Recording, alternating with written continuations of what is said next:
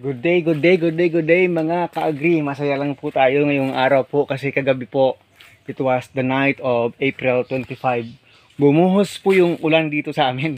So, papakita natin sa inyo ano ang magiging effect po nito sa ating lakatan. So, tayo po ay masaya, pati yung ating lakatan dito ay masayang.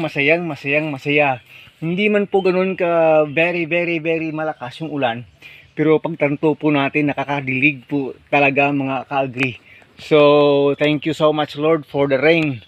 Yan po, sabi ko pag nakaulan lang yung last week of April, nang medyo malakas na makapagpadilig ng ating lakatan, good na, kayang-kaya na ito ng ating tanim hanggang sa dumating papasok na naman yung May at magkakaroon na naman ng panibagong ulan. Nako, tumpak na tumpak po mga ka-agree. So yan po, biglang naging green yung dahon dahil gabi po dumating yung ulan, kagabi po mga 7 to 8 ng gabi, hindi ganun kakalakas pero at least po ay naibsan talaga yung hingal ng hikahos ng ating lakatan dito. So ngayong umaga po pinapakita natin sa inyo yung anong magiging effect nito.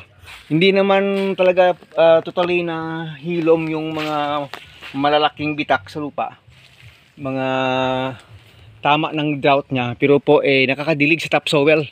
So ibig po sabihin po kagabi nakahigop sila ng marami-raming tubig. So iba na yung pakiramdam nila ngayong umaga. So it is our time really to thank the Lord kasi nga rain fed itong ating area. Kung makikita po ninyo, marami tayong old leaves na hindi pa kinukuha. Sabi ko kasi at least may tubig pa yung mga sanga-sanga, makakatulong pa po sa kanyang puno pag kinulang talaga ng tubig. Pero baka mamaya or next day bawasan na naman natin yung old leaves niya kasi nga umulan na ng medyo malakas. Hindi naman nakapagpadaloy ng tubig sa kanal, yan po, wala naman. Pero nakita natin dito sa mga tertiary canal niya, kaya po dito nakikita po natin kanina dito na parang nakapag-imbak ng tubig. Ito may tubig pa nga sa mga ganyan ayan po, makikita po natin na parang nakapag-stay ng konti yung tubig. Gaya po dyan, makikita po natin na nakapag-stay ng konti yung tubig dahil po sa ganyang itsura. So ibig po sabihin ay nakakadilig po talaga mga ka-agree. Yan po, marami namang nagsisilabasang puso na naman ito kasi makakahigop na naman sila ng panibagong tubig ngayong 26th day na tayo ngayon. Kagabi yung ulan ika-26 na tayo ng April ngayon. So medyo maputik-putik na ng konti yung lupa sa ilalim, pero hindi magtatagal po, magiging ano na rin yan kasi higupin ng lupa yan sa ilalim kasi po medyo matagal yung 1 month and 3 days na walang ulan. So medyo maghihigop ng biglaan itong tubig. Mamaya-maya ay magiging partially dry na itong topsoil natin dito. Pero yun po, yung moisture talagang dadali na sa ilalim. Yun po mga ka-agree. Kaya kita dito. Ang ganda ng ng tubig. Tama kagabi ng tubig sa puno. Kasi itong ating saging, pag umulan, yung karamihan kasi ng water dumidirekta sa puno kasi mula din sa dahon papunta yan ng mga sanga sa puno, kaya direct sa puno. Ito po lumabas na yung puso. Kahapon hindi ko nakita yan na palabas yan po, maraming papalabas ng mga puso pag ganitong umulan ng medyo malakas. So dito sa ilalim, check lang natin dito. Ang ganda mag-vlog ng ganito kasi napakasaya. Yan po, wow, iba talaga yung dating sa ating sagingan mga ka-agree pag nadiligan ng tubig. Lalo dito na medyo hindi na makakakaano sa taas dahil sa yung dahon ng saging natin tawag doon na talaga nagsiabutan na yung mga dahon na matataas. Hindi po kaya ng iba nating mga lakatan farmers dyan sa Mindanao area ay pag ganito po yung mga dahon sa ilalim ay kinukuha na, gaya po nito, wala na itong iba. Malinis na talaga sa ilalim kasi nga dyan kasi medyo palagian yung ulan, pero dito sa atin hindi. Kaya yan po, minimaintain lang natin munang ganito habang hindi pa nakababa yung maraming tubig mula sa langit mula sa Panginoon. Pero pag puspusa na po yan, medyo papangatin, babawasan natin itong mga dahon sa ilalim. Kasi pag palagi na may moisture, tatamaan na tayo ng maraming sigatoka. Pero sa ngayon po, nako, napaka ano ng sigatoka, napaka konti. Imbis na tatamaan ng sigatoka yan, pa old leaves na talaga, ganyan po. Pero yung next leaves nako, isang sigatoka lang, wala yan.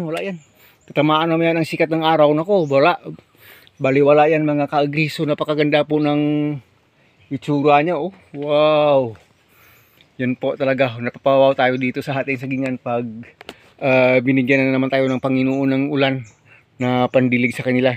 Hindi man ganoon, sabi ko nga, hindi man ganoon yun ka enough na, pero enough na makakadilig, enough na makakapawi ng kanilang uhaw na. Kasi more than 1 month na walang ulan, 1 month and 3 days to be exact. So yun po, kaya pati dito yung mga damo-damo hindi na natin kinuha, ginawa natin cover crop. Pero ngayon umulan, yan po, pag may second time pa mamaya or bukas, maaaring marami na namang mga grass seeds ang tutubo, magiging seedlings na naman, dadami. Yan na naman yung magiging natin, concentration natin, yung pagdadamo na naman mga ka-agree.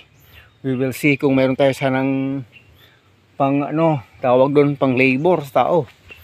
Kahit mag ground wedding muna doon sa kabila, kasi palawak itong ating taniman, kailangan na minsan ng pang labor sa tao para mahabol.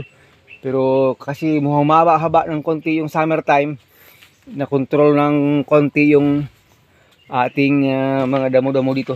So syempre po ito, hindi man lang ito nabasa, dahil sa sunod-sunod na daw dito sa taas. Pero dito sa labas, nako, basang-basa siya. So very good, very good. Pero yung direct sa puno, basa yan. Kasi mula dyan sa taas, papunta sa puno, dumidiretso dyan. Pero sa ilalim ng mga dahon na hindi tatamaan ng direktang patak ng ulan, dyan yung dry.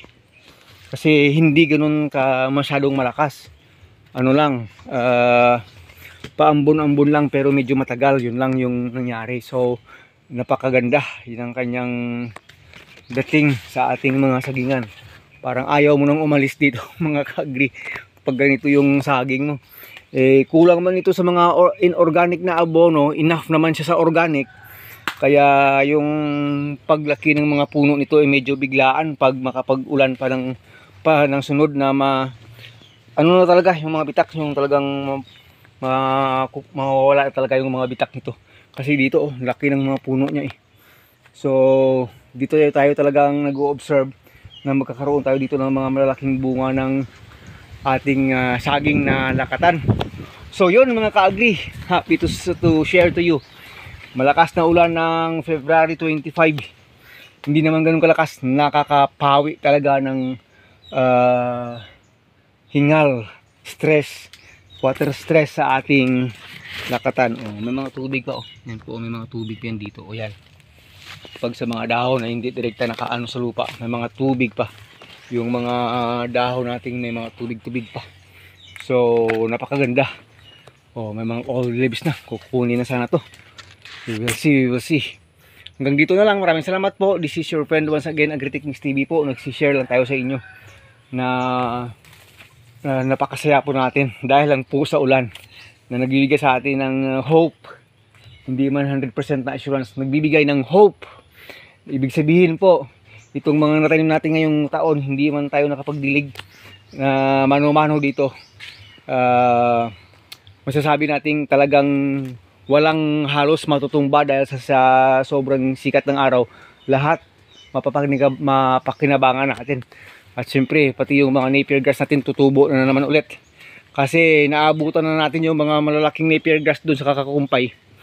Konti na lang yung mga matatangkad na enough. So ito ay magandang news. Kasi bibiglaan na namang lalaki yung ating mga napier grass mga ka-agree. So till then, ito malapit na talaga. Malapit na.